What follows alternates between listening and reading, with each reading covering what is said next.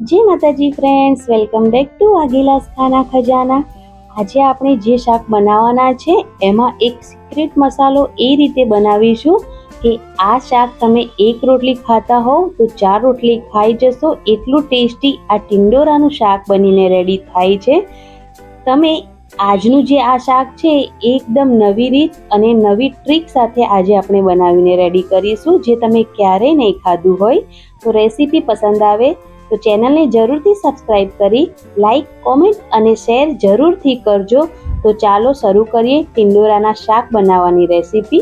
તો સૌથી પહેલાં મેં અહીંયા 250 ગ્રામ જેટલા ટિંડોરા લઈ લીધા છે। હવે આ ટિંડોરા બીજ વધારે ન હોય તે રીતના કૂડા જે ટિંડોરા આવે તે લેવાના છે। તેની આગળ પાછળનો ભાગ કટ કરી લેવાનો છે અને એક ટિંડોરામાંથી 4 ભાગ કરીને આ રીતે બધા જ ટિંડોરા કટ કરીને રેડી કરી લેવાના છે। 4 ભાગમાં ટિંડોરાને કટ કરવાના છે।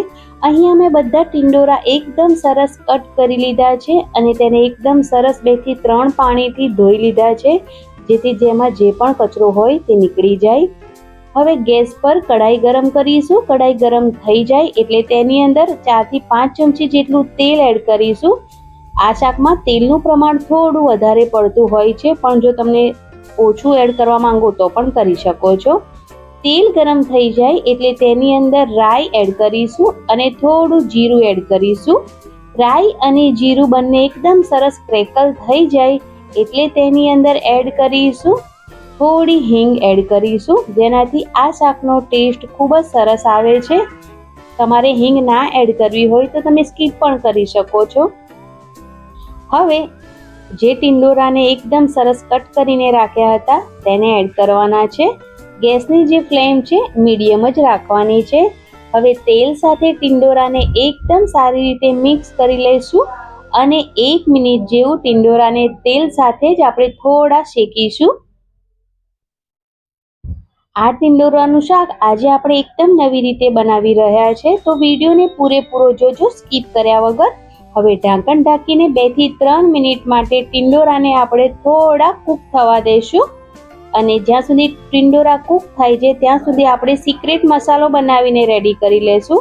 તો મિક્સર જાર લઈશું અને તેની અંદર થોડા સિંગદાણા એડ કરી દઈશું। કાચા જ સિંગદાણા એડ કર્યા છે, તેની સાથે થોડી સેવ અને થોડા સફેદ તલ એડ કર્યા છે। તમે સેવની જગ્યા પર ગાંઠિયા પણ લઈ શકો છો।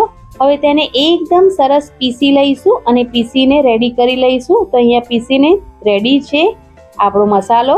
તેની અંદર થોડા વધારે મસાલા એડ કરીશું। તો અહીંયા અમે લસણવાળા મરચાંની પેસ્ટ ખાણીમાં ખાંડીને બનાવી છે તેને એડ કરીશું। તમારે પણ આ જ રીતે ખાણીમાં ખાંડીને પેસ્ટ એડ કરવાની, જેનો ટેસ્ટ ખૂબ જ સરસ આવે છે। મીઠું સ્વાદ પ્રમાણે એડ કરી દેવાનું છે। થોડો હળદર પાવડર એડ કરીશું, થોડો જ આમચૂર પાવડર એડ કરીશું, વધારે નહીં। ધાણા જીરું પાવડર એડ કરીશું અને થોડો જ ગરમ મસાલો પાવડર એડ કરીશું, 2 થી 3 પિંચ જેટલો। હવે આ બધા જ મસાલાને એકદમ સરસ હાથની મદદથી મિક્સ કરી લેવાના છે। આજે આપણે લસણની પેસ્ટ ખાણીમાં ખાંડીને બનાવીને પછી આ શાકમાં એડ કરીએ ને તો તેનો ટેસ્ટ ખૂબ જ સરસ આવે છે। તમે જે રેડીમેડ પેસ્ટ આવે છે તેના ઉપયોગ કરવાની જગ્યા પર જો આ રીતે ખાણીમાં ખાંડીને પેસ્ટ બનાવીને રેડી કરશો તો શાકમાં 4 ચાંદ લાગી જશે। હવે થોડું પાણી એડ કરીશું અને પાણી એડ કરીને આને એક પેસ્ટ જેવું બનાવી દઈશું આ મસાલાને। તો થોડું પાણી એડ કરીને મસાલાને પેસ્ટ જેવું બનાવી દેવાથી જ્યારે આપણે તેને શાકમાં એડ કરીએ છીએ તો મસાલો બળી નથી જતો, એટલા માટે। તો પેસ્ટ રેડી થઈ ગઈ છે। હવે શાક પણ જોઈ લઈએ। તો 2 થી 3 મિનિટ જેવો ટાઈમ થઈ ગયો છે અને જે ટિંડોરા છે એ થોડા કૂક પણ થઈ ગયા છે, તેનો કલર પણ છે તે એકદમ સરસ ચેન્જ થઈ ગયો છે। તો હવે તેની અંદર જે આપણે સિક્રેટ પેસ્ટ બનાવીને રેડી કરી છે તેને એડ કરવાની છે। તો આ પેસ્ટ તેની અંદર એડ કરી દઈશું ટિંડોરાની અંદર। તો તમે એકવાર આ રીતથી શાક બનાવશો ને તો 2ની જગ્યાએ 4 રોટલી આરામથી ખાઈ લેશો અને જેને ટિંડોરાનું શાક પસંદ પણ નહીં હોય એ પણ આરામથી આ શાક ખાઈ લેશે। તો તમે આ રીતે આ શાકની રેસીપી જરૂરથી ટ્રાય કરજો। મારી ગેરંટી છે કે તમે આ રીતનું શાક ક્યારેય નહીં બનાવ્યું હોય। સિમ્પલ ટિંડોરાનું શાક તો તમે બનાવ્યું હશે। હવે પેસ્ટને ટિંડોરા સાથે એકદમ સારી રીતે મિક્સ કરી લેવાની છે અને મિક્સ કર્યા પછી તેની અંદર 1 વાટકી જેટલું પાણી એડ કરીશું અને હવે ઢાંકણ ઢાંકી 4 થી 5 મિનિટ મીડિયમ ગેસ પર એકદમ સરસ ટિંડોરાને કૂક કરી લઈશું। તો અહીંયા 5 મિનિટ જેટલો ટાઈમ થઈ ગયો છે, તેલ ઉપર આવી ગયું છે, મતલબ કે આપણા ટિંડોરા અને જે પેસ્ટ બનાવીને એડ કરી છે એ બધું જ એકદમ સારી રીતે કૂક થઈ ગયું છે। તો સહેજ પણ કચાશ નથી રહી હવે ટિંડોરામાં અને એકદમ સરસ ટિંડોરાનું શાક બનીને રેડી થઈ ગયું છે। અહીંયા થોડું આ રીતનું ગ્રેવી વાળું શાક બનાવશો તો ખાવામાં મજા આવશે, કોરું પણ નહીં લાગે। લાસ્ટમાં અહીંયા થોડા ધાણા એડ કરી દીધા છે મેં અને એકદમ ટેસ્ટી એવું થોડું ગ્રેવી વાળું ટિંડોરાનું શાક બનીને રેડી થઈ ગયું છે। તો તમે આ શાકને રાઈસ સાથે, રોટલી સાથે, પૂરી સાથે, ભાખરી સાથે, જે પણ સાથે તમારે ખાવું હોય એની સાથે ખાઈ શકો છો અને આ શાક જેને નથી ભાવતું એને જરૂરથી બનાવીને આપજો, એ પણ ખાઈ લેશે। તો શાક રેડી થઈ ગયું છે, તો ચાલો આ શાકને આપણે સર્વ કરી લઈએ।